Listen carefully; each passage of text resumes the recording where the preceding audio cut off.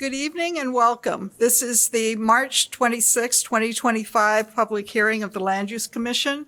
The City Code directs this body to hear applications for map and text amendments, special uses, including plan developments, zoning relief, and appeals from decisions of the zoning administrator, as well as to make recommendations regarding the city's long-term planning goals and objectives.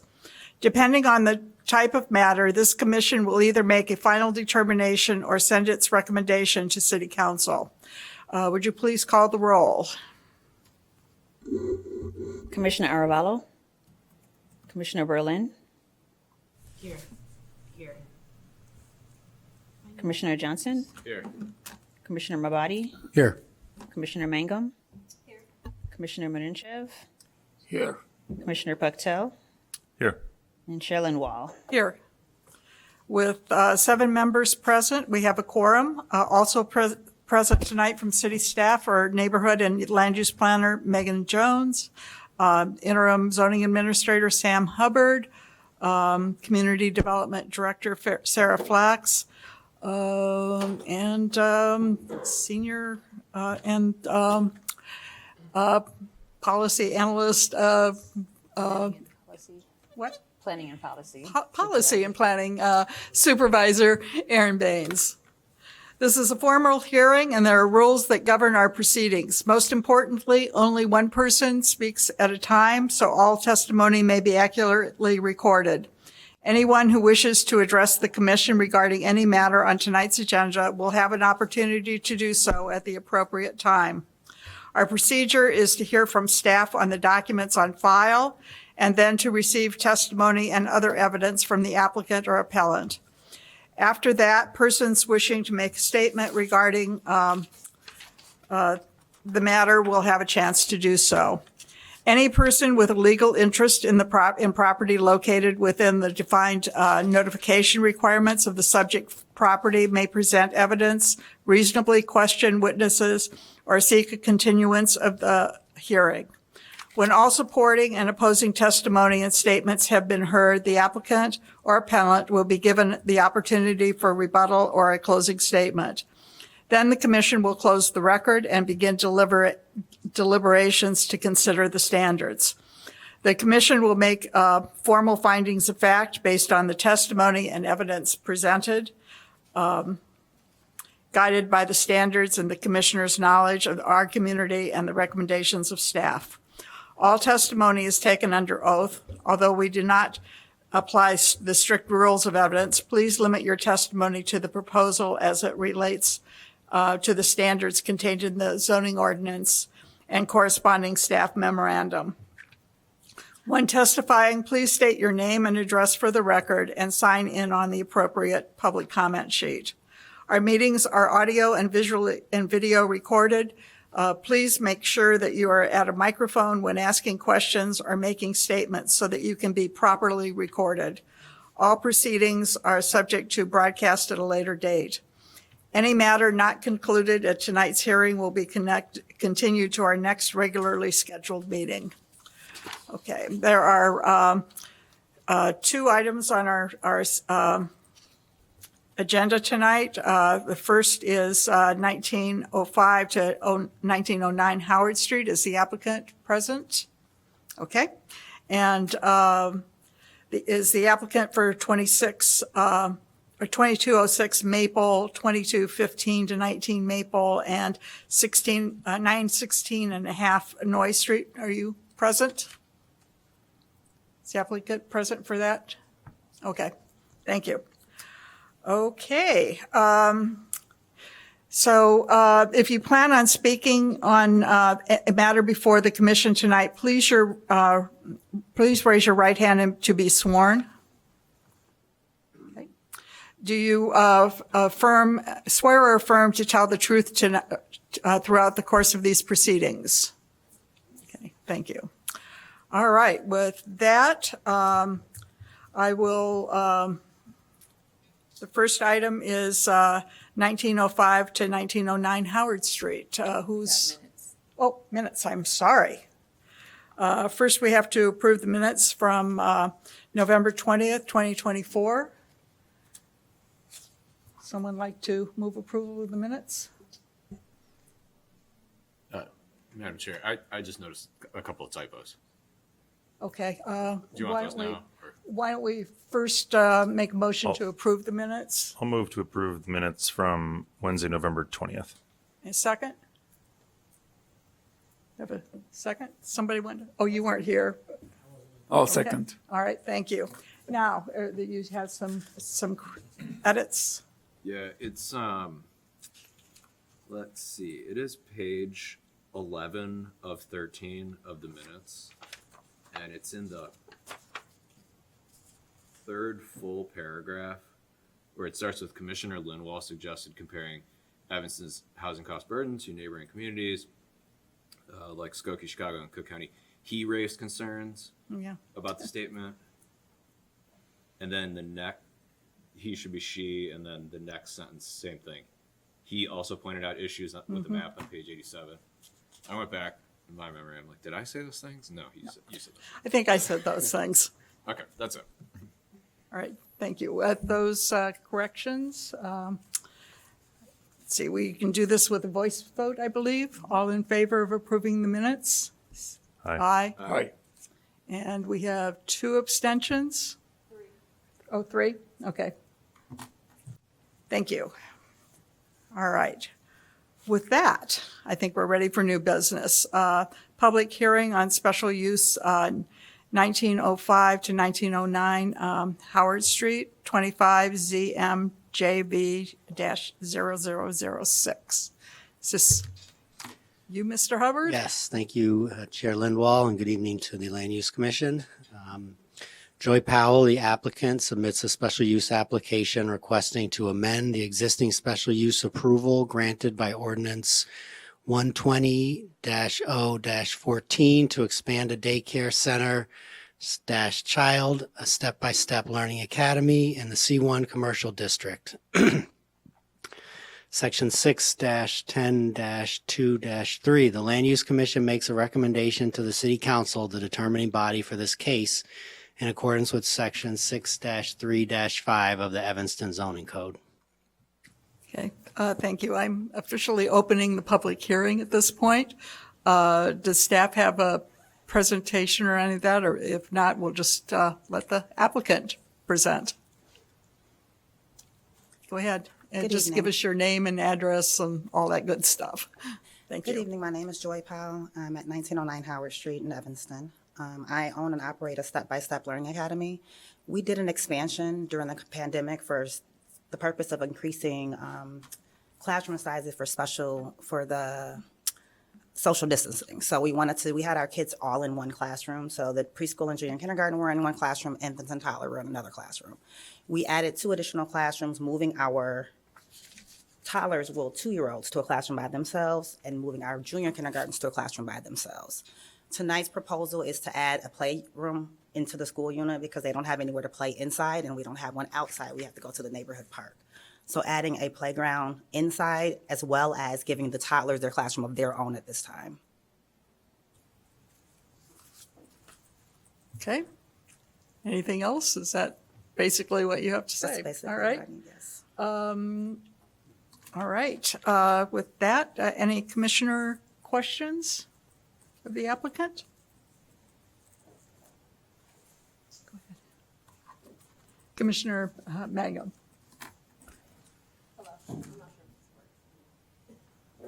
I think the problem of getting ready to move to the new city hall. Good evening. So, drop off for your daycare, does it take place on Dodge or on Howard Street? Either one. We have a parking lot in the back. It takes place in the parking lot. Okay, So they park in the parking lot and come through the back door. okay. Okay. Any other questions? All right, in that case, does anyone from the public want to testify on this case? I have a question. Do you have a question? Yeah. Yes. Hello. So in the packet, there's on page 4, there's 4 items that the department makes a recommendation they recommend for approval of the special use. I assume you're happy with all of those recommendations, or do you have anything to comment on those? No, I'm happy with the recommendations. Okay. Yes. All right. And I guess at that point, do you have anything else you want to say to us? All right, thank you. All right, in that case, you can sit down. I'll close the record for public testimony at this point. And now commission deliberations are next up. Thoughts on this particular project? Okay. All right. All right. Seeing general agreement, I'll now go through and review the standards. And there are 9 of them. So first, it's one of the special uses specifically listed in the zoning ordinance. That standard is met, and especially since you're already opening or operating a daycare center as a special use. It is in keeping with the purposes and policies of the adopted comprehensive general plan and the zoning ordinance as amended from time to time. Again, maintaining active storefront on Howard is appropriate. And again, it's an existing use that serves a community need. So that standard is met.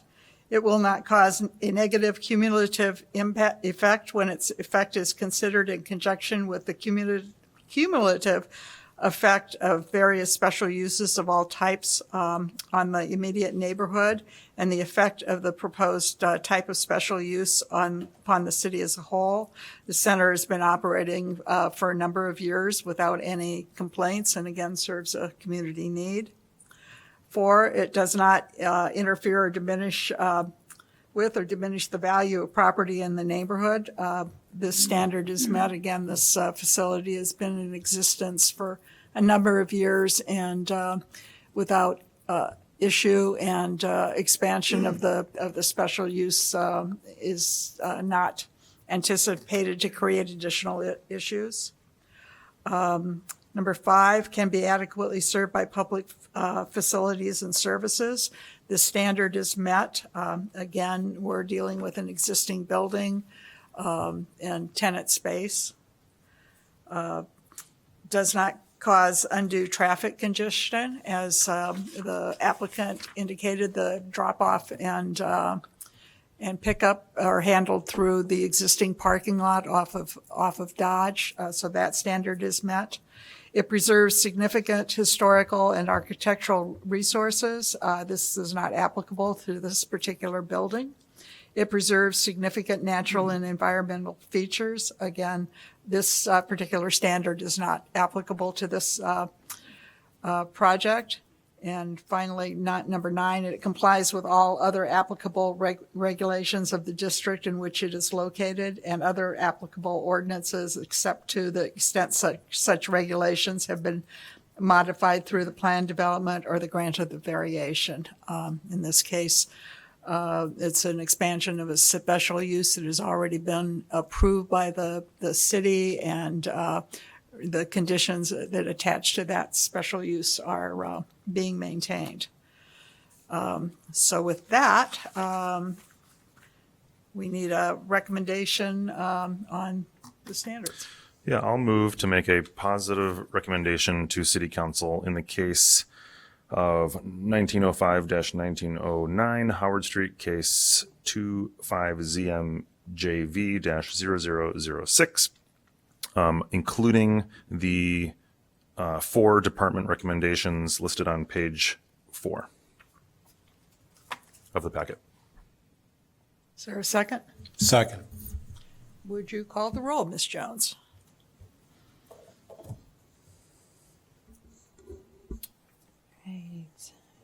Commissioner Berlin,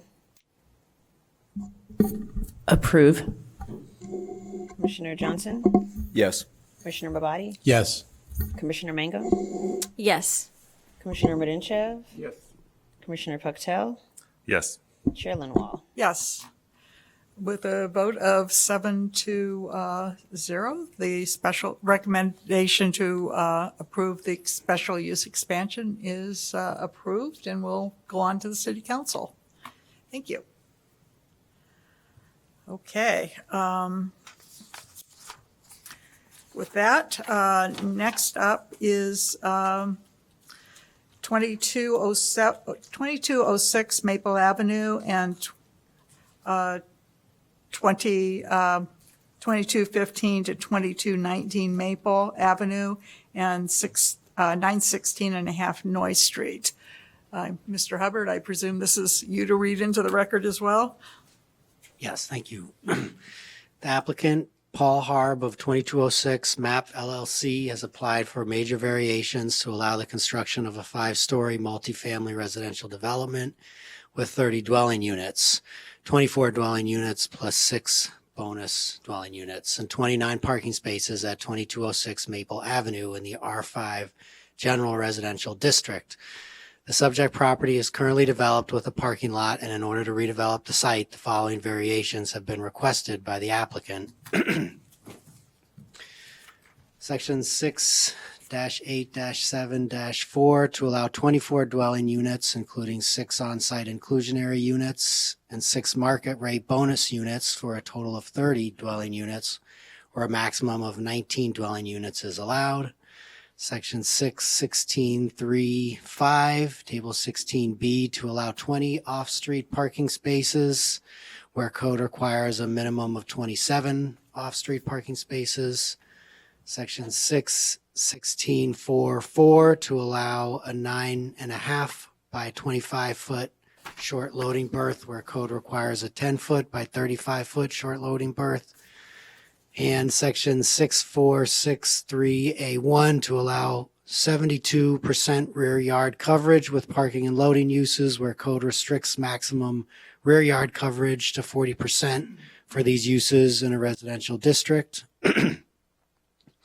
In order to allow removal of the existing parking lot on the subject property, Javier Vieira, co-applicant of Garrett Evangelical Theological Seminary, requests the following major variation for the property at 2215 to 2219 Maple Avenue and 916 and a half Noy Street. Section 6-16-3-5, Table 16B, to allow 16 off-street parking spaces where code requires a minimum of 27 off-street parking spaces. The Land Use Commission is the recommending body in this case, and may consider additional variations as may be necessary or desirable for the proposed development. Okay, thank you. I will now officially open the public hearing. Does staff have a presentation they want to make on this or no? Okay, in that case, maybe hear from the applicant. And again, state your name and address and for the record. Good evening, everyone. Paul Harb, 107 Green Bay Road, Wilmette, Illinois.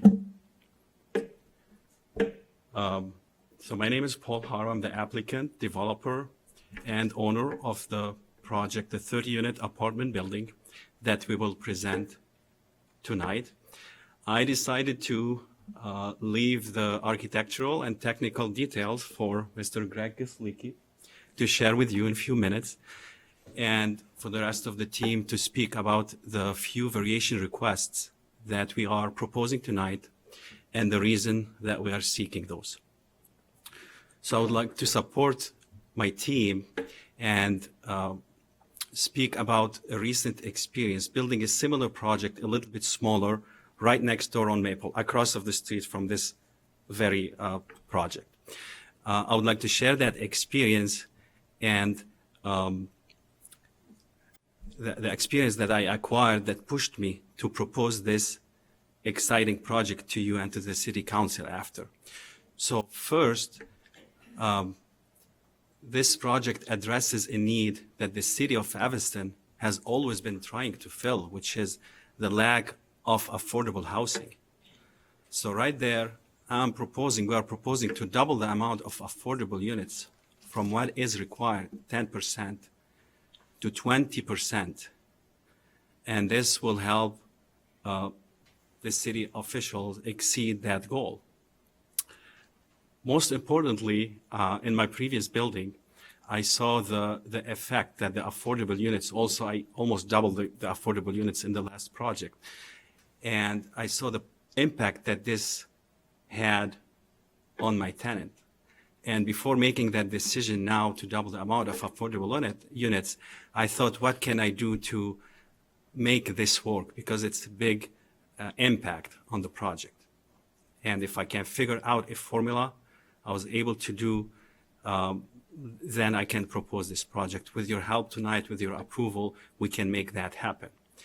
So the second thing is, this is a parking lot. We're gonna share all the aerial photo with you in a second. It's been underutilized. It's tax exempt. It belonged before to the Goret Theological Seminary before I purchased it. And its zoning requirement are obsolete, very old. It's not making any sense to keep it that way.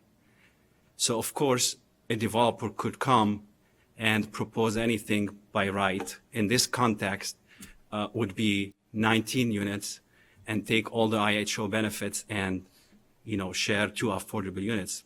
But this is not what I wanted to do. I followed the advice of zoning coordinator who told me to present something, like push the boundary a little bit, present something more exciting. And here we are today. But I took a personal decision to double the affordable units, and 6 units, large units. We have 4 bedrooms, we have 3 bedrooms, 2 bedrooms. We're gonna give you the breakdown. This is a big amount relative to how small this development is. It's still a 30 unit, it's not 120, 340 that you're used to. And last thing, my previous project, I got many compliments from the nearby property owners. This one will be the same. It will improve the value and desirability of living on Maple Avenue, and then bring a modern design. I think we came up with a very nice design to match the vintage look or apartment buildings on the streets. I have to add one big one, the amount of tax liability that this development will bring to the city. This is a big benefit to add to the city's tax base. So for a project of this size, I'm projecting, 3 years ahead of time, maybe $250,000 tax liability. So tonight we're asking you for relief on 5 units on density. I think this is a fair question, especially when the nearby apartment buildings are larger for the same zoning. So it's a fair question to ask for this density. And would like to discuss this exciting project that is loaded with benefits to the city and to the neighbor. And in this marketplace, developments are really, really tough. We have inflation for 2-3 years. We have increase this whatever tariff thing. It's we already seeing 25%, if not 30% increase on any imported material. Lumber, Canada, steel from China. Everything is taking a hit, and this will make my project more difficult to build. It's already an infill project with the cost going up. It's hard. So thank you for listening to us tonight. I would like to, address all your questions, discussion, and we hope to get your positive vote. And with this, I'll leave it to Mr. Greg Geslicki to present the plans. Hello. Hi, I'm Greg Geslicki. I'm the architect of the project. Thanks to Paul. Paul and I knew each other for quite some time. And time came that he gave me a call and he asked me what I think about the site. And my first question about the site was, what are we going to do with the parking lot? Because from past experience, eliminating surface parking has always been difficult. And obviously this one is as well. There's a covenant on the property that we had to satisfy a certain number of parking spots to be given to whoever has been the beneficiary of the covenant. So needless to say, the design process started working out the parking lot.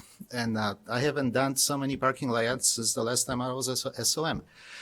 So that's a little bit of an oversharing, but I hope I can give you an image, paint a picture of what it took to design this project on the site.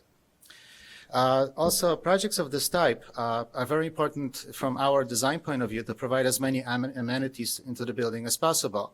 So that's why we had to make a decision to eliminate a couple of parking spots to at least provide some kind of a ground level space for the building entrance, for the community room, as well as for the storage, bike storage areas and all the other utilities.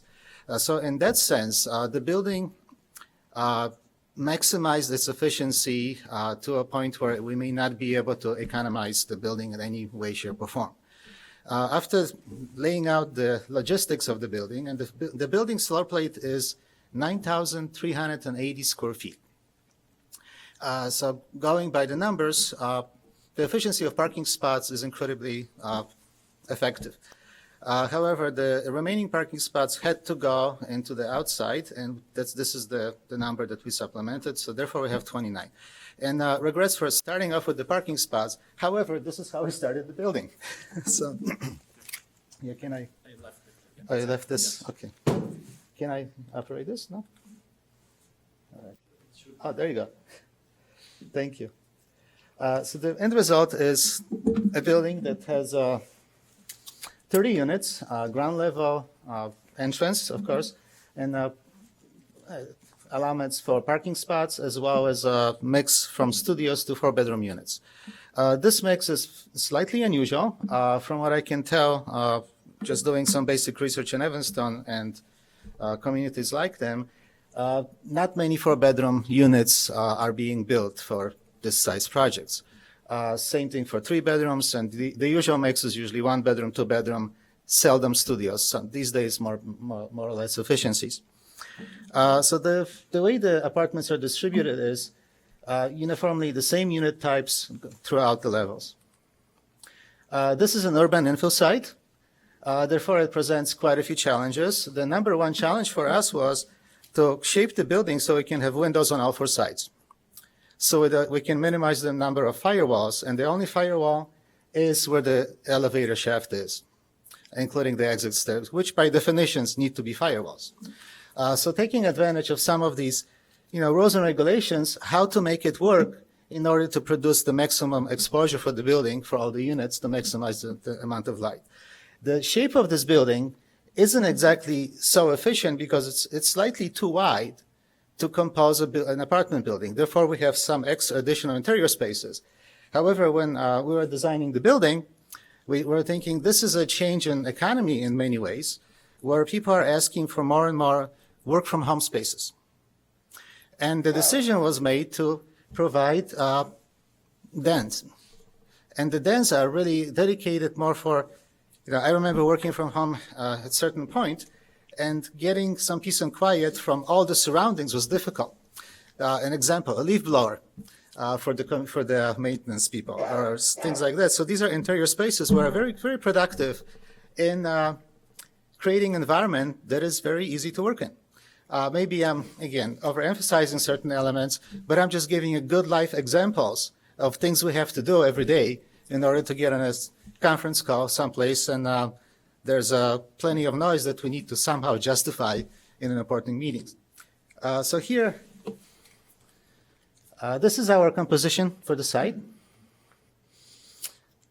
And the density we've already discussed. And this is the over-talked about parking layouts that I've been presenting. The layouts of the units. So it's a composition of these units are spread out among along the floor plan, all around the building, let's say, where there's a mix of, it's a 3-bedroom, 2-bedroom, 2-bedroom, 3-bedroom, 4-bedroom, and so on. So they're not in a row that is the same type of units. Then we have a rooftop deck amenity and the exterior of the building. The exterior of the building aimed to be a pleasant fit into the neighborhood without playing overly high importance to, let's say, mimicking what is there. So it's trying to be a contemporary composition with retaining some of the classic elements of traditional architecture, let's say kind of a cornice on top. There's a base in the middle. So it's a classic tripartite composition in the architecture style. Now, there's so many architects have many polemical discussions about how to solve it, but this is our proposal. And that's the volume of the building. The entrance is, the way it's getting its importance is by recessing the entrance and creating two-story element. And it's in a building with this efficiency, it's our idea was, let's try to have a two-story building, two-story entrance. With a podium building and a 3-hour fire rating, that creates several difficulties. With that being in mind, the building is not at a size to create this kind of intervention at the expense of losing residential units. And that's the end of presentation. So I hope you have questions that I can answer or commentary that I can reply to. Okay, questions from the commission? Okay, does anyone have one to ask immediately? I actually have a couple of them. I noticed on the plans that you have dens in the units, but I guess it's a staff question. Were they treated as dens or were they treated as bedrooms? They're treated as dens. They'll have an opening. The walls won't go quite up to the full height of the ceiling. Okay. And another question that may be a staff question too is I noticed that one of the recommendations is that the stormwater goes to Sur Maple rather than in the alley. Is there a reason for that you know? It was just the engineering division's requirement. I think the capacity of the alley storm sewer is not as great as the one in Maple, if I had to guess. Okay. And then I guess my other question is, in some of the packet material, you're talking about taking advantage of the Cook County assessment, the new one for affordable housing. Could you talk about that a little bit more? I am not as well qualified to speak about that Okay, as well my then. client, and his expertise is much better than Okay. mine. Hi, so that program is relatively new. We don't have many years of experience with it or feedback. I was advised to try it. The rule of thumb, and I'm excited to do it, they give you 20%, they give you a benefit on the tax bill. I think the rule of thumb is if you offer someone or developer a market rate unit any time of the day, would take that market rate and keep the 10%. So that's more something that I wanted to do really, because it's very uncertain to deal with all this. We're talking 3 years ahead. I don't know what value they will put on it. Okay. So, yeah. All right. Well, thank you. No. Okay. Hi. Hi. So, a few questions. I'm looking at your proposed rent roll on these units. It's I'm sorry. I It's did not page- put a rent roll, did I? well, there's rental information in the proposal. Okay, maybe I forgot that. Studios are 1,600, 4 bedrooms are 3,900, 3 bedrooms are 3,500. And the reason I bring it up is because you're asking for some relief in terms of scaling the project. And I feel like these rents are understated because I'm looking at Tapestry Station, which is further from the campus. On me. And some of their units are priced below the line of what you are, and some are priced higher. So I'm curious as to how you developed your rental on this, your projected rental per unit, because obviously you were talking about how tight everything is. So you obviously know the numbers that are associated with this project in terms of what your So a revenue few would be. things here. Rents are, market rate units are market rent. If I'm low. it will That's what I'm adjust. focused on right now, yeah. So I am blanking on, I don't remember putting any rent, but yes, if we're, oh, okay. Okay, so you filled that Part one, of the so, IHO application was, we've asked about the market range, and Paul quickly sent me this, it was from the real estate. Yes, okay. No, yes. I So remember. that's It's where it came the from. So IHO. now, Yeah. So, yeah, we would, with 20% affordability, and the other thing is right now it's really, really early. So we just, Say that again? right now it's very early to guess. It's only guesstimate. But market rent unit, we would study again what Tapestry Station, what the comps are offering, and it will be very similar. So So let me just say, pardon me, I'm a fan of new construction, new apartment buildings in Evanston. There's no question about it. When I look for relief, I'm open to that. But one of the concerns I have about this project is the scale of the relief that's being requested and the parking. And I've talked to people on that block, and they're very concerned about the potential parking exposure that's going to increase, and it's already a tight block. So when you're asking for extra capacity to build, and we're looking at the projected rental income, and we're seeing that the cost of building is going up, all true, I don't disagree, I totally am familiar with that. I've actually done some of this when I was over there, so I understand the fight that you have with the realities of construction costs. But I'm looking at these numbers, and they're telling me that the rental income is understated. That, for example, the 4-bedroom that you have here, I think you get a lot more than that. I think you get closer to $5,000 a month. So if you're getting bigger rents than what's staying here, then it suggests that maybe the need to have that many units to make a project work may not be the case. And that's why I'm trying to understand more. I'm not trying to So I crash understand your question, proposal. I'm just trying to understand it. So I didn't deliberately underprice any rent. In fact, if we have to adjust, then we have no choice. However, it's a big statement I'm making because you reminded me about parking. Design Evanston, they lost their mind. They said, first of all, there's plenty of parking in the neighborhood, in the parking lot, on noise. They recommended that I offer much less. This is 9 architects, 7 or 9 architects. And this was throughout the 2 hours meeting, it was the common denominator. They couldn't get over it. 30 parking. They even proposed a building with no first floor parking. They wanted me to propose 10 parking in the back, that's it, 4-story building. Right there is probably $1.5 million to put this first floor building.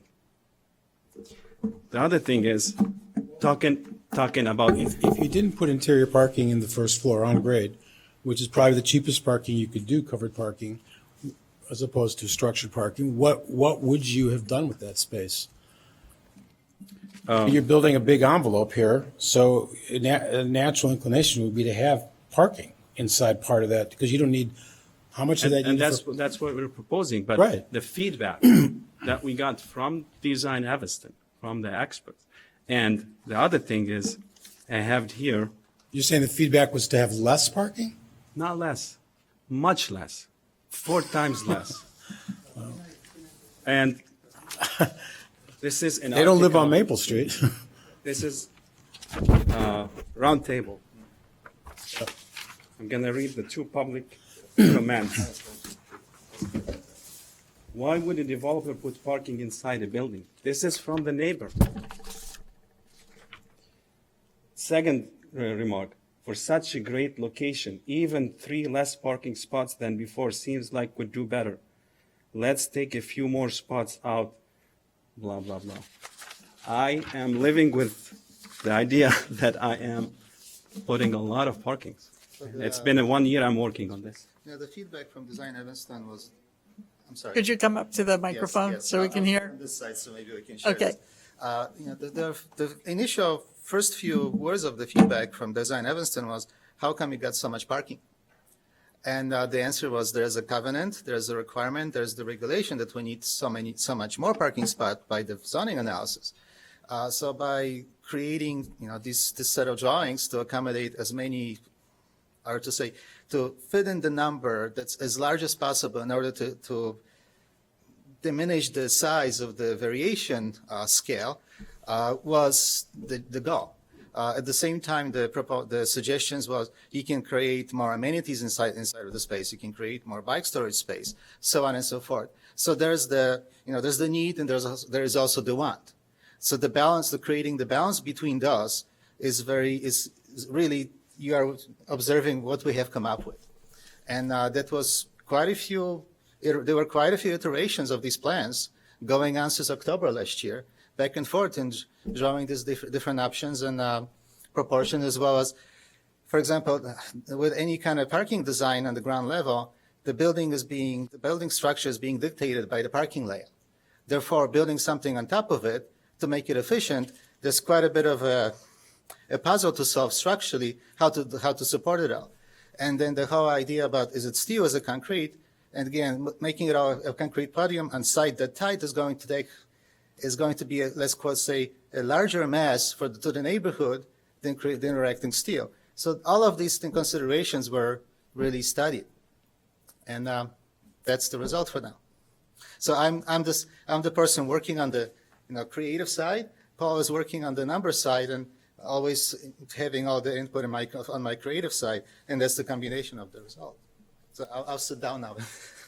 Yeah, so we even, at 31 parking spaces scaled back to 30 to 29, I did not have any common area for anyone who's living in the building. So I had to withdraw, and again, relying on Design Evanston command, shrink 2 parking spaces to make an amenity. I didn't have, because I told Greg, shove in as much parking spaces as you can, only to be criticized by everyone, probably not, maybe. The majority has criticized the abundance of parkings in the building. So your position on this is that you do not feel that the building will have a negative effect on absorbing street parking of any significance? Because I'm not clear about you're referencing these public parking lots. I believe the one that's underneath the L is permit. And the one that's over on Noyes Street at the park, you can't park 24 hours a day there. I might be wrong about that, but my understanding is there's some restrictions for, actually, you might be able to go in and out of it, but if someone is, you have 3-bedroom, 4-bedroom units here that are going to be people with 1 or 2 cars. So I'm curious as to your take on how that works. I don't think it will have a big effect on the street parking, because 30 parkings is a lot. But also we spoke with the head of the parking at the city, and they have flexibility with allowing people parking on that noise parking lot. So, it's a transit-oriented development as well.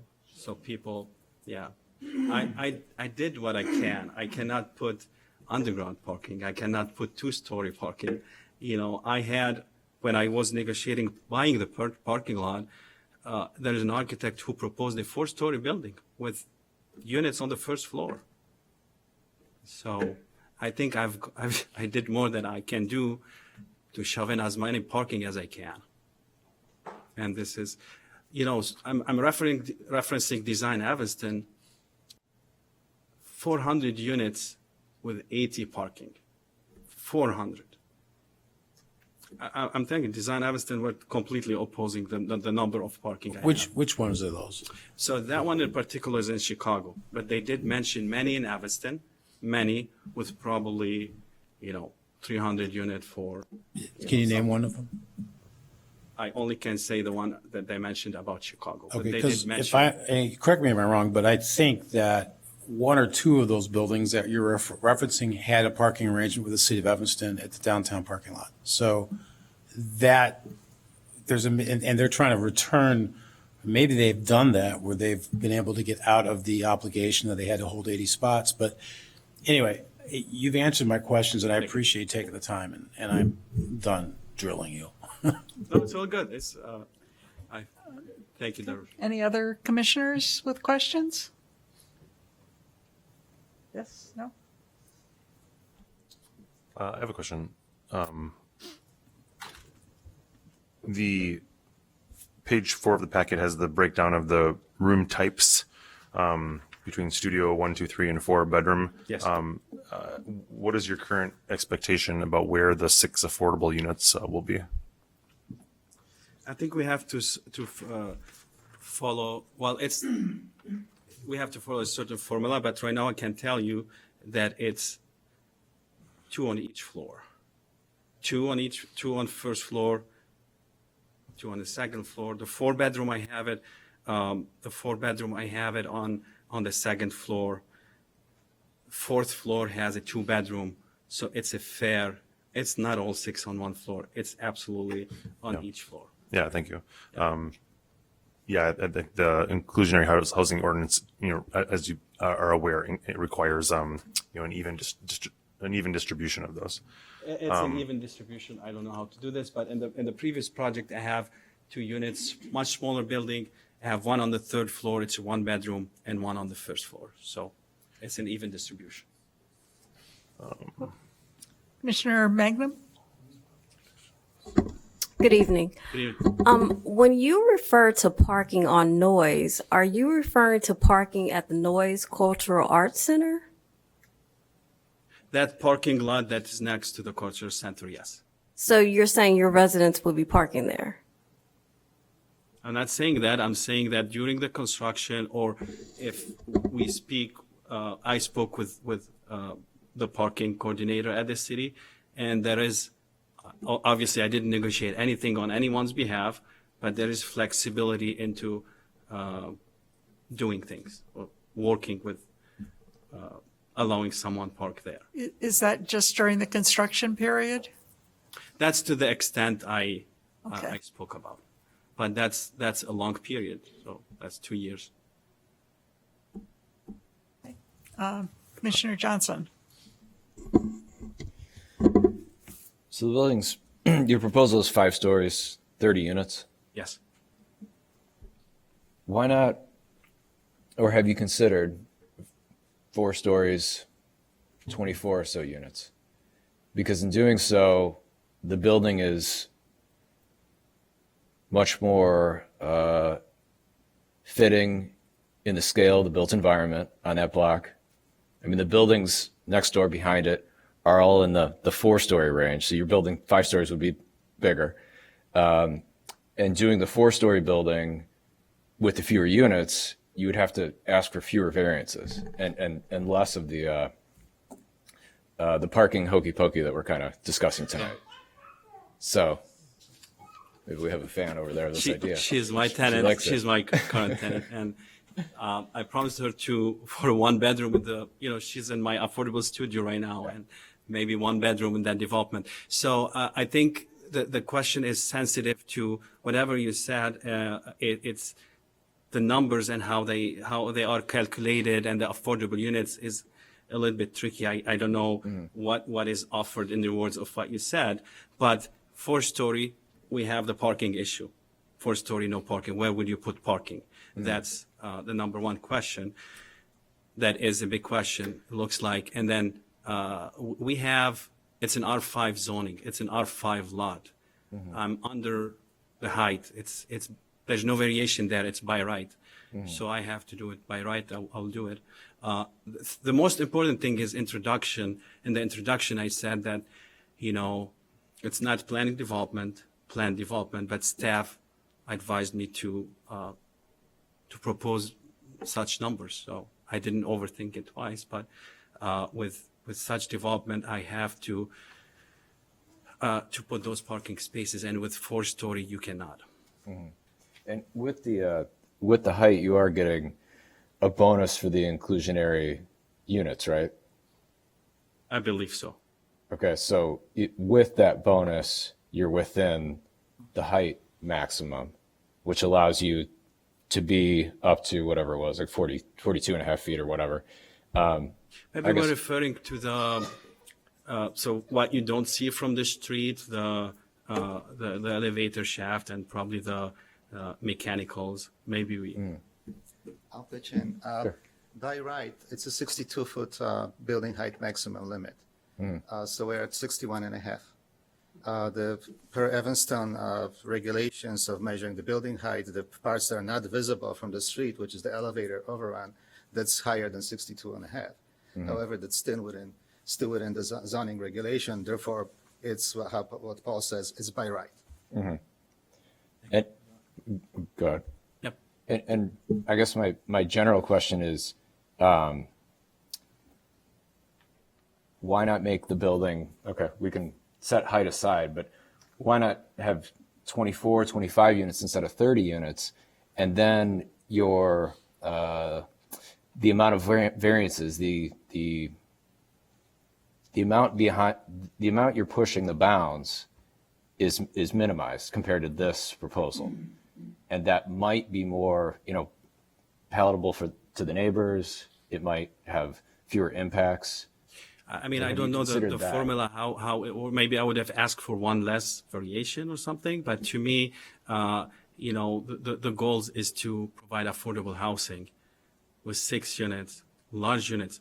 I'm being told that no one ever in the history of the city, the affordable housing, ever have offered a 4-unit, 4-bedroom affordable, 1,550 square feet. Didn't happen before. And I get the question, but I cannot do it at that count. It's not feasible. So it's affordable. That's more important than, I'm doing it by right. So, and on the height. Okay. Thank you. You have a question? Hi. Commissioner Bookdell. So also the department recommendation lists 10 different items that they're recommending as part of the positive recommendation. Do you have any issues with those 10 recommendations? They begin on Would you remind me of Page one 11. of them? Maybe I would, which one in particular? Or I don't have an issue in general, but if there is anything specific, I can answer. But I just wanted to know that I just didn't want to know if you had any commentary on those, because these are additional criteria that No. city staff is saying are part of the no, we discussed that. criteria. Yeah. Okay, great. On the sustainability portion, it said that that you're proposing solar panels for the rooftop, and then there's a list of many other bullets. Yes. One of them, of course, is required is to be in compliance with the green building ordinance. Is that correct? Yes. Does that come up So in it's- your conversations? Yes. Okay. All electric, lead gold. It's an all electric building. Okay, And lead great. gold. Yes. And then I guess I just had a broader question. Maybe once the applicant is done, I'll save that. Okay. Any other commissioner questions? If not, then I will open this for public testimony from the public. And on my list, I have Jim Swanson, followed by Stuart Cleland and Rochelle Bengali. And what's to come up, and typically we ask you to try to keep your comments to 3 minutes, but yeah, no, I understand. And this is a public hearing on a project, so, but try to keep it as, Okay. succinct as you can. My name is Jim Swanson. I live at 2107 Maple Avenue. And I'm just going to read it. So, my family has been on the street since Evanston became Evanston. We were never the people in the big houses, just working class folk, firefighters, police, clerks. Ownership changes, of our family home only happened when taxes overwhelmed the current family owner and the house was sold to the next generation at market value, and the sale of the house supported the resigning generation. This home may not have provided significant generational wealth.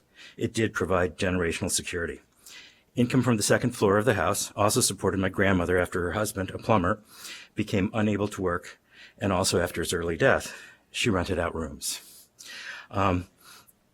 I'm here to offer support for the 2206 property, although I find its design very institutional, similar to his other property across the street, locally referred to as the penitentiary.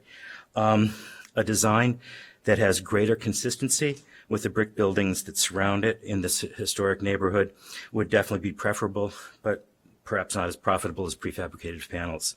At least the color palette is not as starkly out of place. Providing housing in a space occupied by an underused parking lot is a no-brainer. Considering the size of the apartments, the number of residents to the block can be estimated at anywhere from 68 to 154, depending on the cohort of the residences. Our neighborhood has been ravaged over the years by predatory housing providers that seek the student dollar. The dwellings that have been offered for this project are of a significant variety and can accommodate families of almost any size. We do understand that typical developers in Evanston target the incredibly lucrative student population for these types of residences, and it's no secret that Northwestern is woefully inadequate in providing sufficient and affordable housing for their student population. Every time they increase the housing fees, more students are driven from campus. The reason I support the development is because Paul Harb had a personal commitment when he met with the neighborhood to aggressively recruit families and young professionals to the new dwellings. The neighborhood is here to support him in that endeavor and hold him accountable for his promises. Additionally, I appreciate that this is a TOD designated building and that no on-street parking passes will be made available. I still feel that the increased population will make an already dangerous intersection even more congested and dangerous. And there is a school right on the corner, preschool. I would ask that the LUC, if the LUC could recommend a shift in the parking regulations for the surrounding blocks, making it 2 hours only until 11 p.m. and sticker only from 12 a.m. to 5 a.m. I've heard from the residents around the Tapestry building that they struggle to find parking because Tapestry residents are parking on their streets, especially if when they're coming home late. Some of the dwellings that in the Tapestry area were built when parking was not a consideration. Thank you for giving me the opportunity to participate in the conversation. Thank you. Stuart Cleland?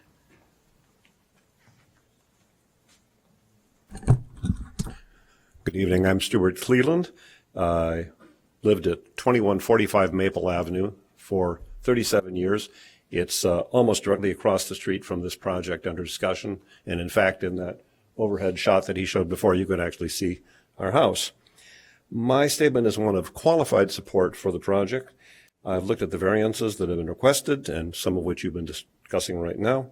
And I believe that some compromises do need to be worked out related to the number of units, the number of parking spaces, and the percent of property coverage. I'm confident that the members of the Land Use Commission can come up with reasonable compromises acceptable to all parties. And if you succeed, then this project will have my full support. Thank you. Thank you. Herschel Pingali?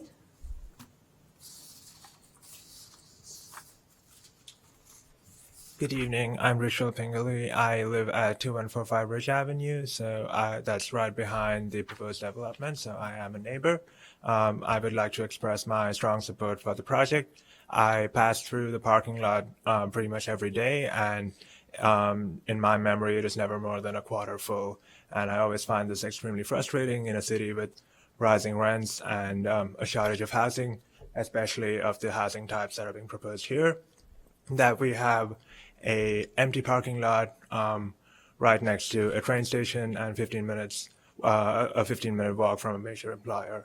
So I am in favor of building housing, and I hope that the Planning Commission, that the Land Use Commission does not water down the project and allows for dense housing to be built here, because if you're not if you're not building dense housing next to a transit station and in a walkable neighborhood, then where are we going to build it in Evanston? So that's my take. Thank you. Thank you. Next up, I have James Hedstrom and then Mark Sirica.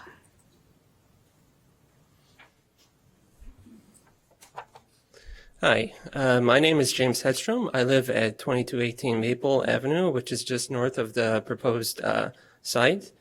And I just would like to express a few concerns of mine. My first concern is related to the possibility of increased garbage with more residents in the neighborhood, especially during peak move-in and move-out season. Frankly, personally, I've seen during the move-in and move-out season There's trash on the ground.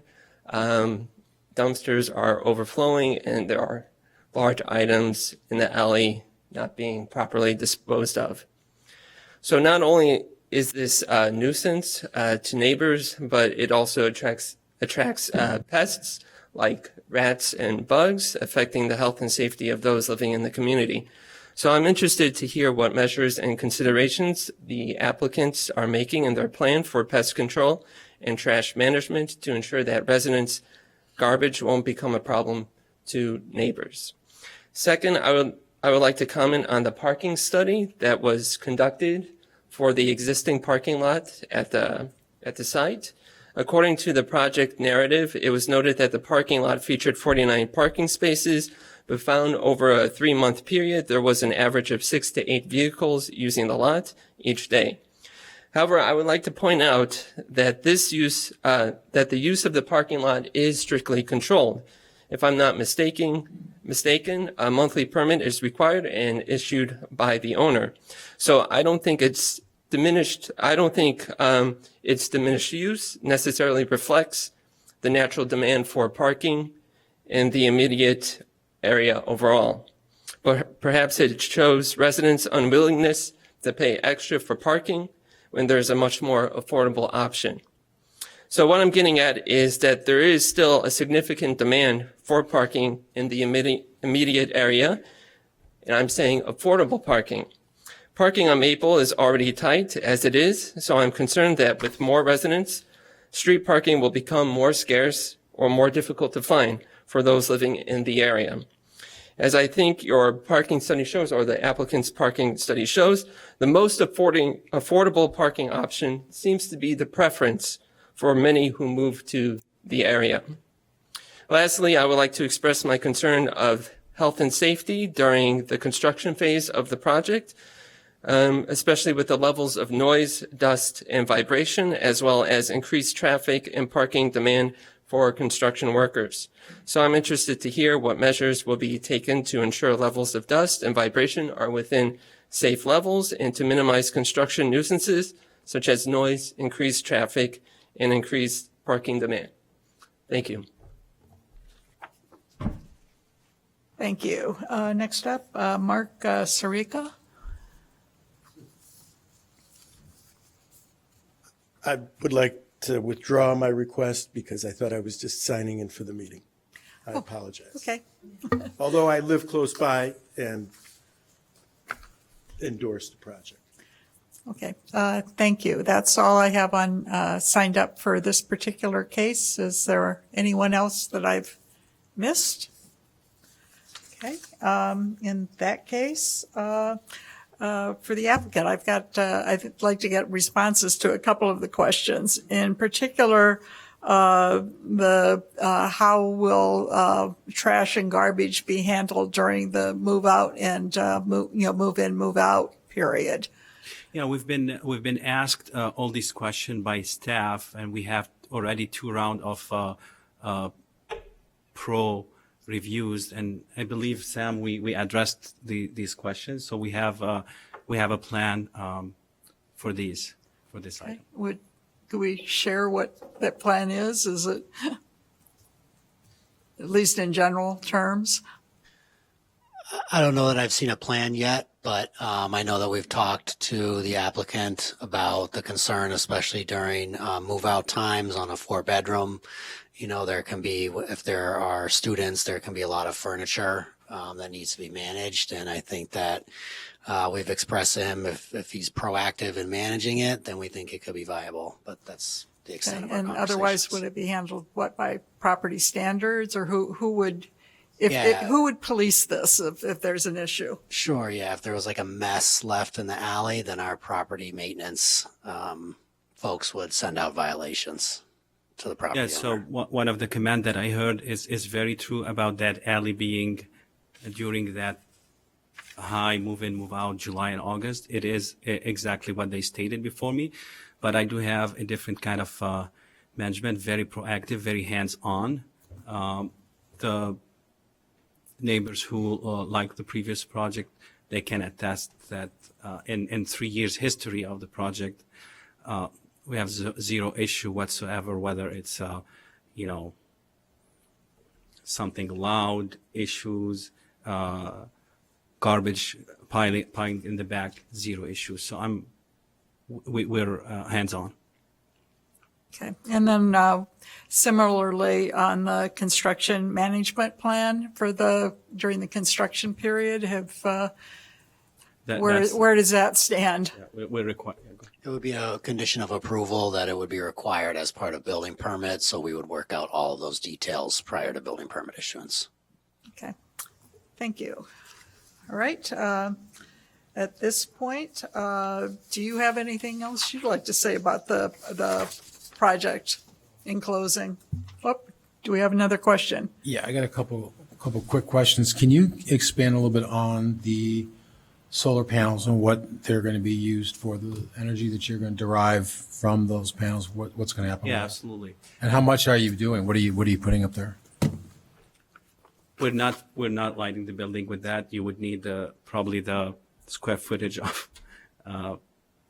70 lot as the size of this. So this would generate 55 to 60, top 65. If we even expand more solar panel to the front of the building, to the right and left of the deck, the maximum we could generate 60 kW, and this would be stored back, and this could light some of the common area, but that's all what you can do. With the size of the roof, we're talking maybe 120 by 100, so this is very limited. But we're committed to that. That's cool. How much of the roof is going to be paneled? I have 16, 2 rows of 16. 2 row. Is it up there that I'm missing it, or is it? It was in one slide, yes. I see. Okay. I think it Huh. It's not. That's fine. If it's up there, I got it. That's fine. That's fine. Yeah. You don't have to It's waking up. bother. I got it. There you go. This, I'll just. Oh.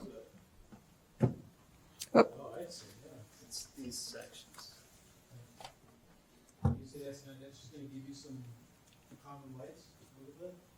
It's a significant amount, and the way they are spaced out so they can also be maintained.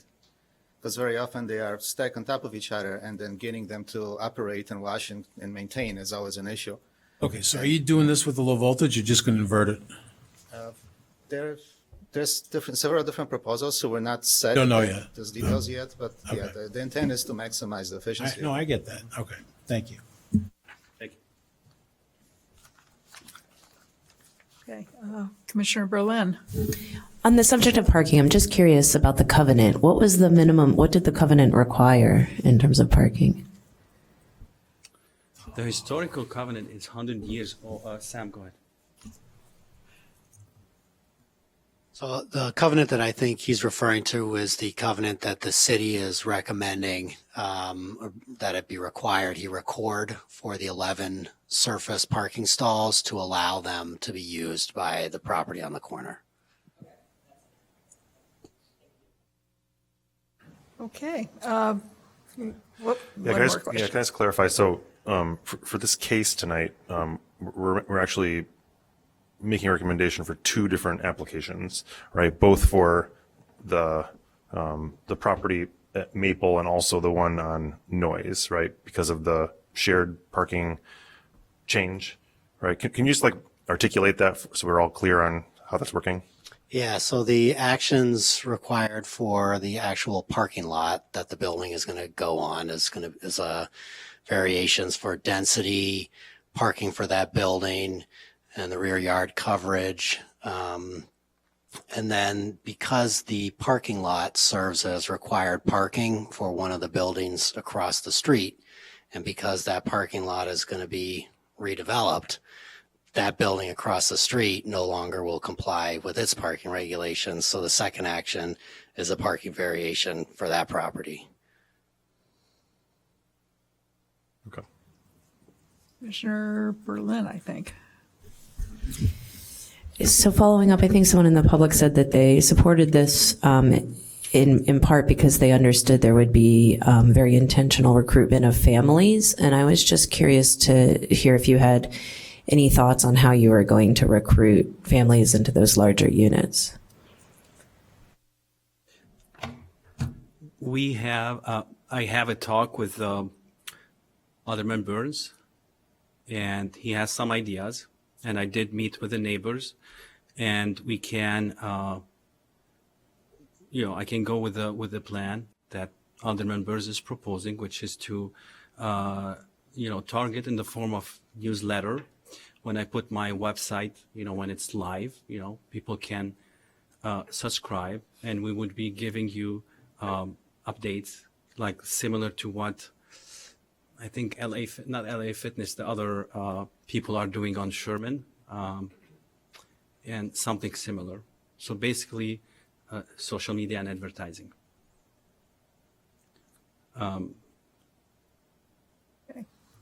Or personal, advertising. I think we can spread the word about this project. And I heard commitment, and I'm not saying anything opposite, but all I can do is I do my best. I'm very proud tonight that I'm proposing this project. I'm more than very proud. There is no building, criticizing the design is subjective. A lot of people like, few don't like, but that's subjective. But very few people have done what I did in terms of, pushing the boundaries to affordability and, the number of parking, even though today it wasn't that obvious to some of you. So I can do that much. You cannot, 10% is 20%. We made it 20%. That's really big. Four bedroom units affordable. It's unheard of. So you cannot satisfy everyone. I can do anything I can, but the project has to survive. You cannot, when I'm during the construction, if I'm, short by something, I cannot ask anyone to help me beside myself. I have to make sure that I'm setting myself up to succeed. And I think I'm doing a good job at offering neighboring and benefits and city benefits. So Commissioner Mabadi, you had another question? I just wanted to, first I want to commend you on the 20%. I think that's very impressive, and we need that. And thank you for reaching that far into affordability. Thank you. And I know that's tough when you're trying to assemble a pro forma that the banks will say, yes, let's do it. I mean, it's tough.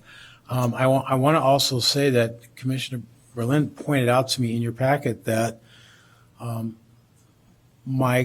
of my concern about parking is somewhat mitigated when you look at the fact that nobody in the building can get a parking permit from the city. So if they want to park on the street, they do it at their own peril. Oh, yes. And it's enforced. Yes. And the folks on that block I am pretty clear, if they need to get the police involved, the parking people, they will call and then they will get ticketed, and eventually they'll learn from that. But my hope is that everyone's more friendly than that, of course. But it sounds like with that, then they have to find an alternative solution. And given that it's a transit-oriented location, that problem will be addressed with these 2 points. I just wanted to share that with you.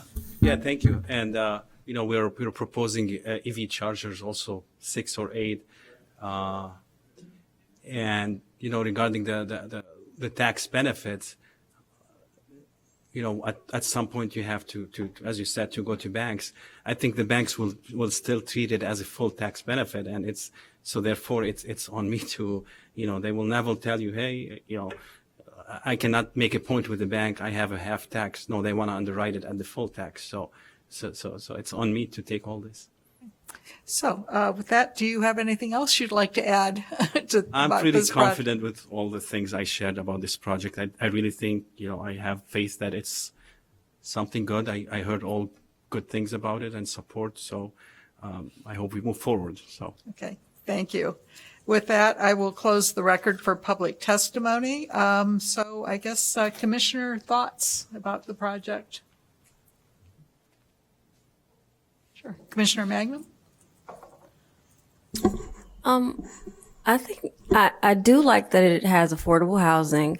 It is very rare to have 4-bedroom units in Evanston. I can't think of any 4-bedroom rentals out on the market now, for example.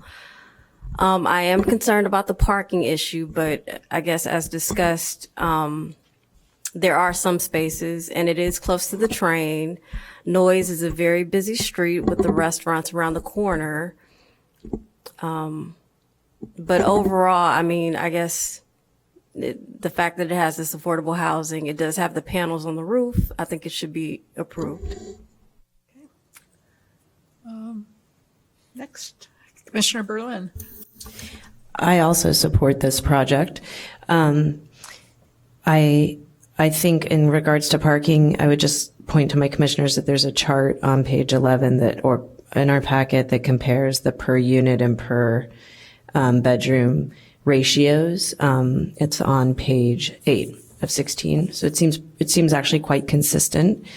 So I'm not concerned about parking. And I think to what the public commenter said about if you're not going to put a little bit of density on a parking lot near a public transit station, where are you going to put it? So I believe in it, and I'm very excited about the 20% affordable units. Commissioner Patel. Yeah, I'm also in favor of the project. I think it's a great project. I like that we have the positive recommendation from Design Evanston. The transit-oriented nature of the site is obviously commendable and makes a lot of sense for the site. If you look at like the aerial plan again, you can see how there's like this is obviously a spot that is just begging for development, and it seems like a really well thought out project. Also pointing out that the particular variances that are being requested, although one may look at them on their own, it might seem like it's asking for a lot. I think the packet does a really great job of explaining how actually many of all the comparable properties in the area are currently non-conforming and would not even be as conforming as what this project is proposing. So that's a really nice point. I do have one concern just about one of the department recommendations, and I'm curious what people think, and maybe staff can comment as well. The number 4, the one about residential tenants being prohibited from obtaining on-street residential parking passes. I understand the point of that in order to perhaps limit the impact on the current parking situation on the street. But it does seem a little just odd to me that is something that a new renter into that area would be somehow grandfathered out of being able to of a right that other renters on that street have. So I just wanted to understand the nature of that. I mean, the restriction on no street parking permits would only be for this new building, right? That's what the question is. Yeah. So, and then the restriction on the rate for leasing of the spaces, is that what your question? I guess I'm trying to understand what your question is. I think it's the fact that you have and that's something that we've done for a number of recent development projects where, like with Tapestry and the project on Custer had similar restrictions, because the concern was that people would, rather than pay for a permit space, they would just, pay the $20 or whatever the fee is and get a permit, and that would make the parking situation more difficult than it already is. So that's something we've pretty consistently done over the last couple of years with new multifamily projects.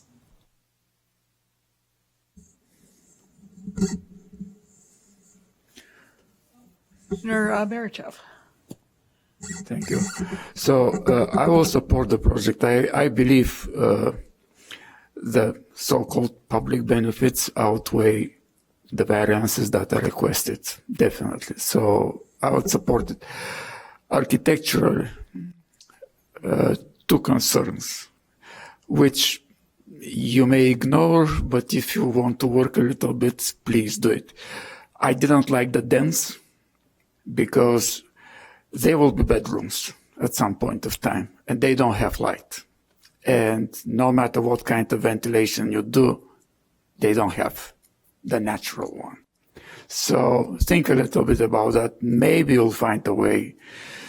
There is a reason that all the surrounding properties that are similar in size are courtyard type of buildings. I don't say that you have to have a courtyard, but think a little bit about that.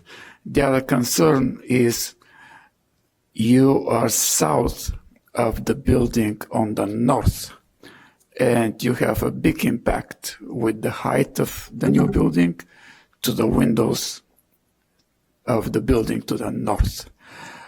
And when we talk about light and vent, if you can have a little bit of a room on the north facade of your building to make some notches so that you let a little bit more light to go to the neighbors, it will be better.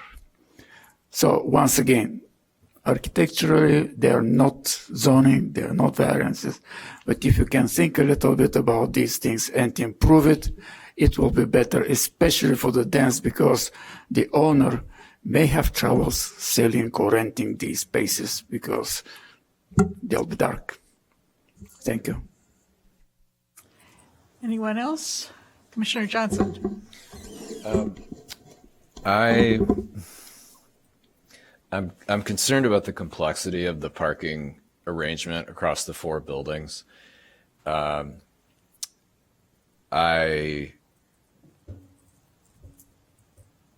am I'm not as concerned about the volume of parking provided, given where this building is, so close to the noise station.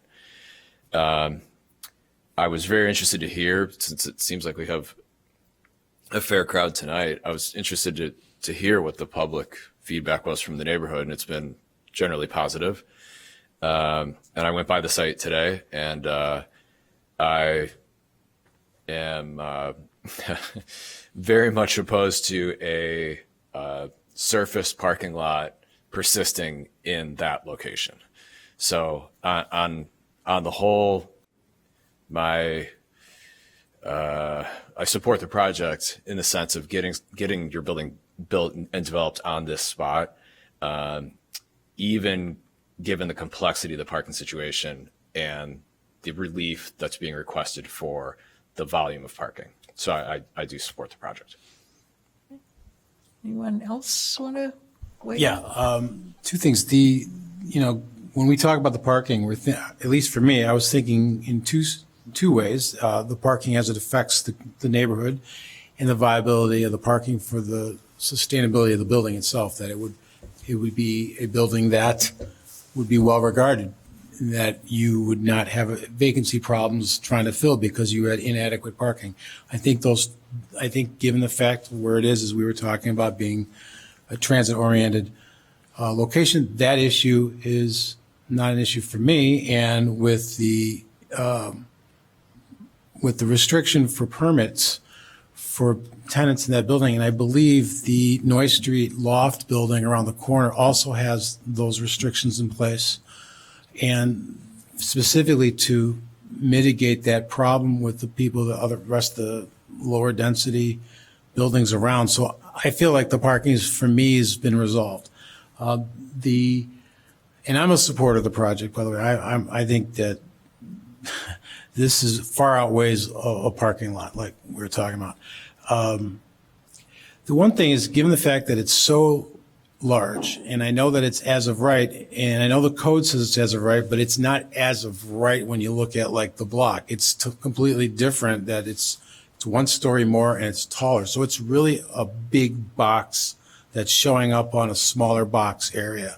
So my thought is, if you could give some consideration to landscaping and see if there's a way to soften the blow of the presentation of the building at the street level, that it's more, I don't know what the right terminology is. We've used the word human, what was the term we were talking about with retail? Human scale. If we could have it more softer scale, whatever term you want to apply that. But if you could soften the blow a little bit, there's a way to do that. I don't know. I'm not a landscape architect, but that would be great.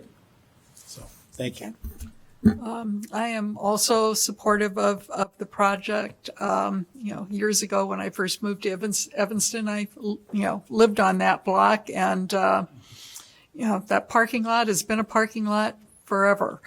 And I think that, even showing, with the diagram here, you're going from, something that's basically 100%, asphalt to something that is now only 70% asphalt or building.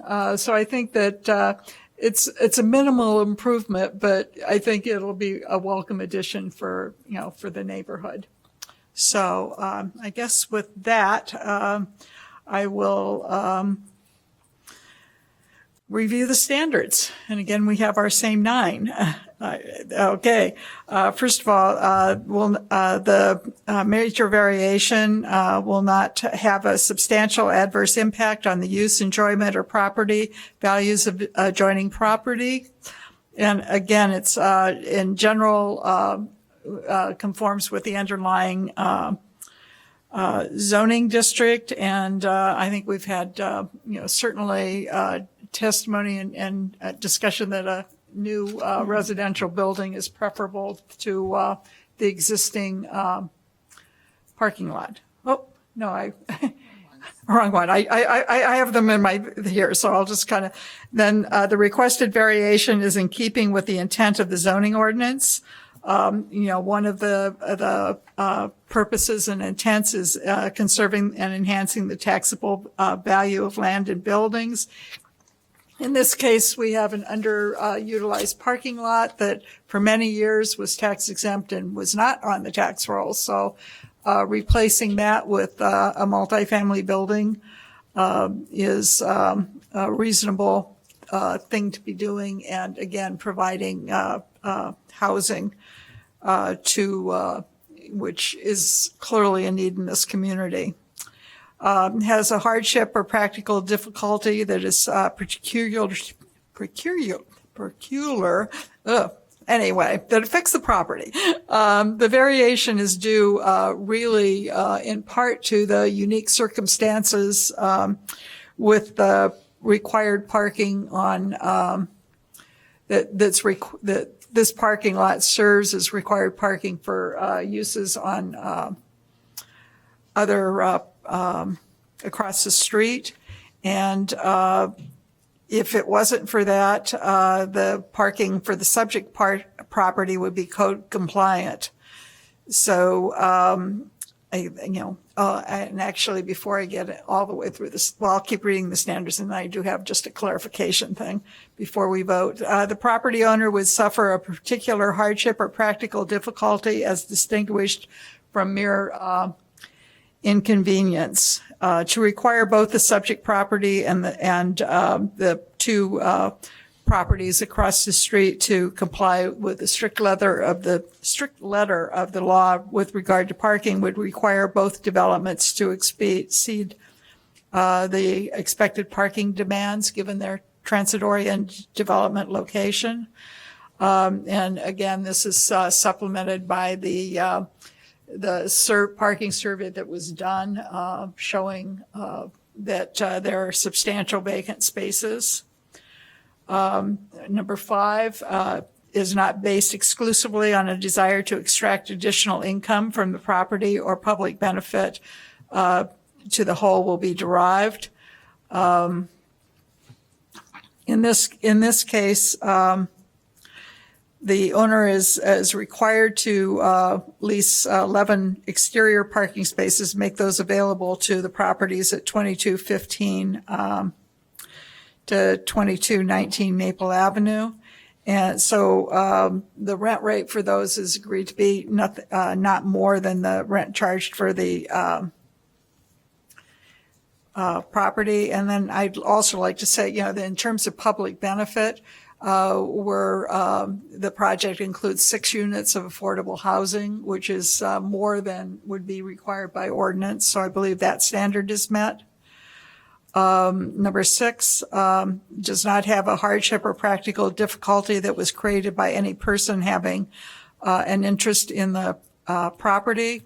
And as noted, the practical difficulty really was created long ago when the properties across the street were developed and the parking, was set. This lot was established to provide parking for other uses that the applicant had. That was in place long before this applicant came along.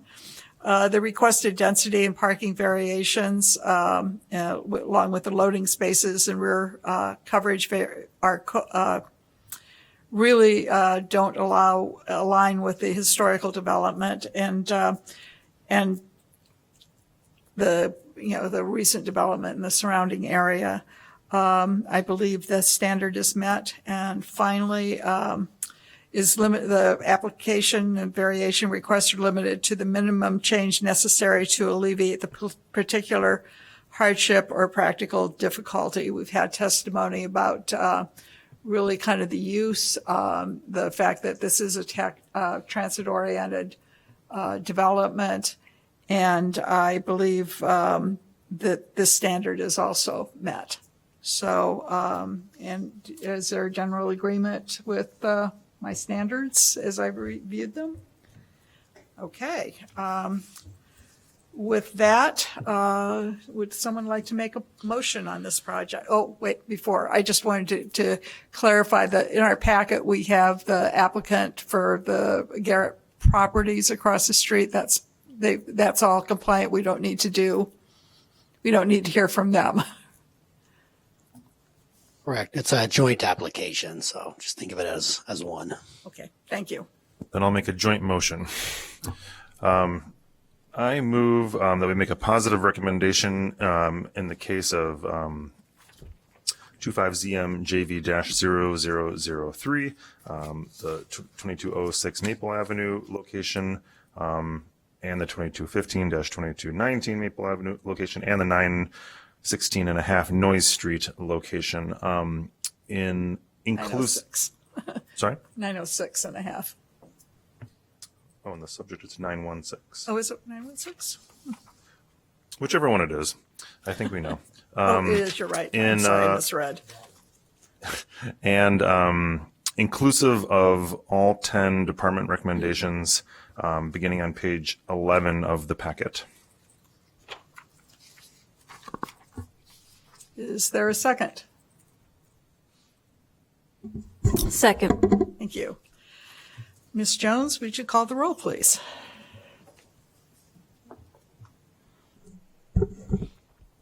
Commissioner Berlin? Yes. Commissioner Johnson? Yes. Commissioner Mabadi? Yes. Commissioner Mangum? Yes. Commissioner Merdinchev? Yes. Commissioner Puctel? Yes. Chair Linwall? Yes. With a vote of 7 in favor and none opposed, the recommendation will go to the City Council, and I presume staff will work with the applicant on moving the project forward. And with that, I will close the public hearing. All right. Now, with next on our agenda, communications. Anything from staff? All right. Public comment. Mr. Smith, I believe. Have you signed up?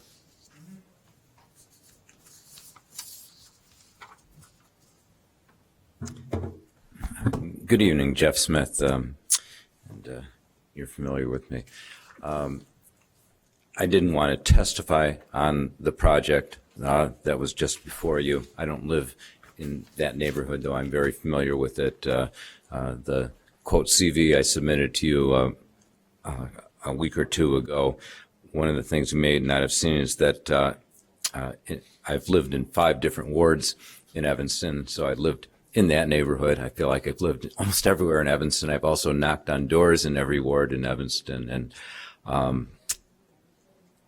the things I would ask this commission to take away as you consider bigger questions and ramifications down the road is that, first of all, you see with this project, a developer will build to the envelope and ask for more.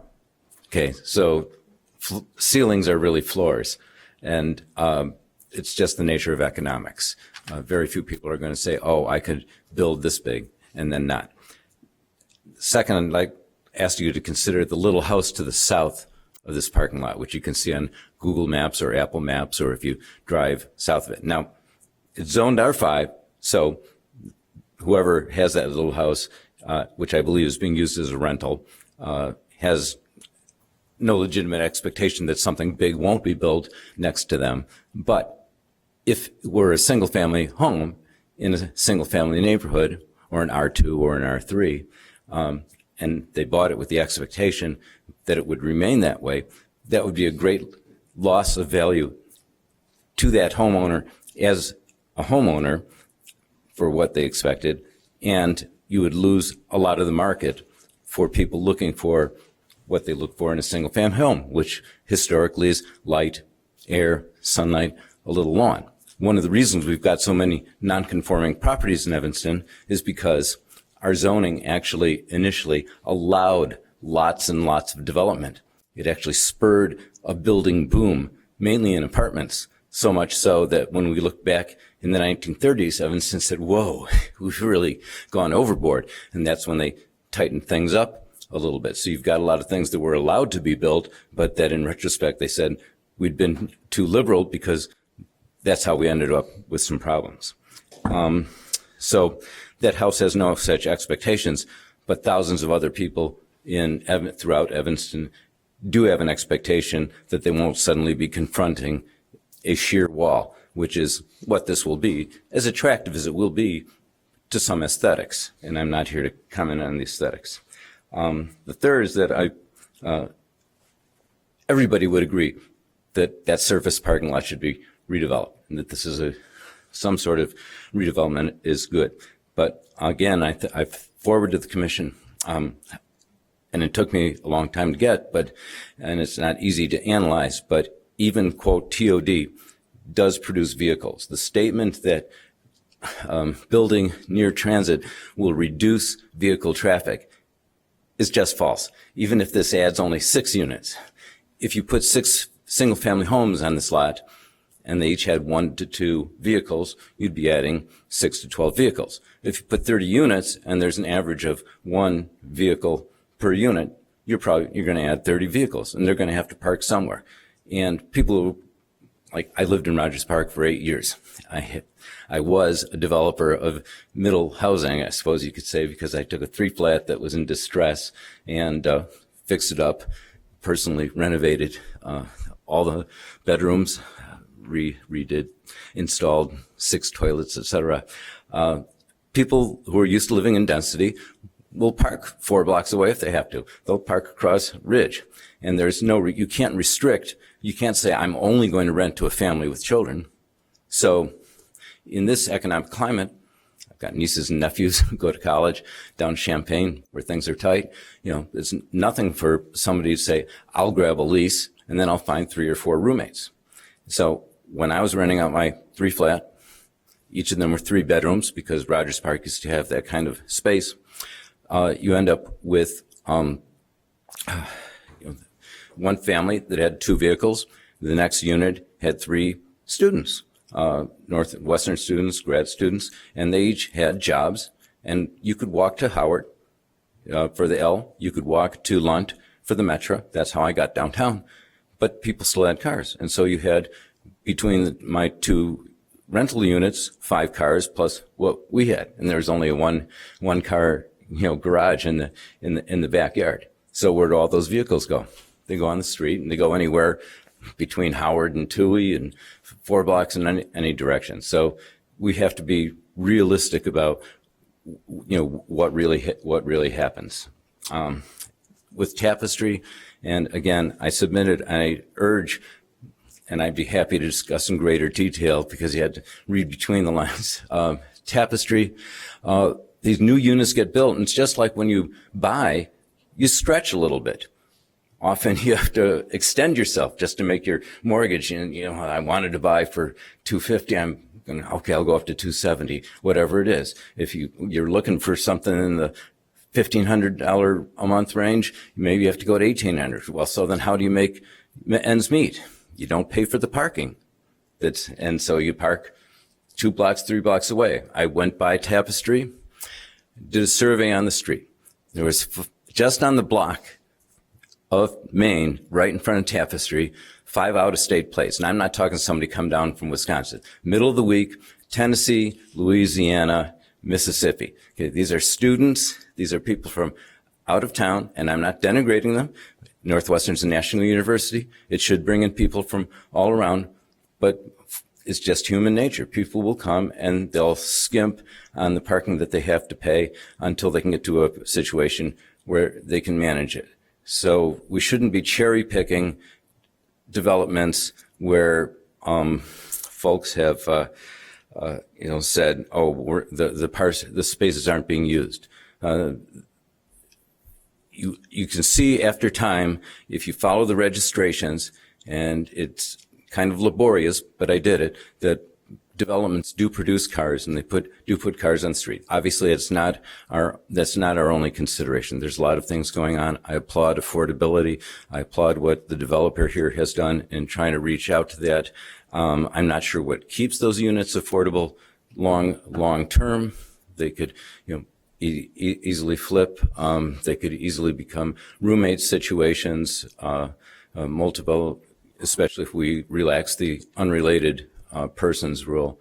So my urging to this commission going forward is to really think about the granularity of it as it relates to the neighborhood, the streets, adjacent properties, surrounding properties, expectations, real estate values, and we have to balance all of those because it's just a long-standing history that we have here. Our zoning is complicated because we've got a delicate ecology.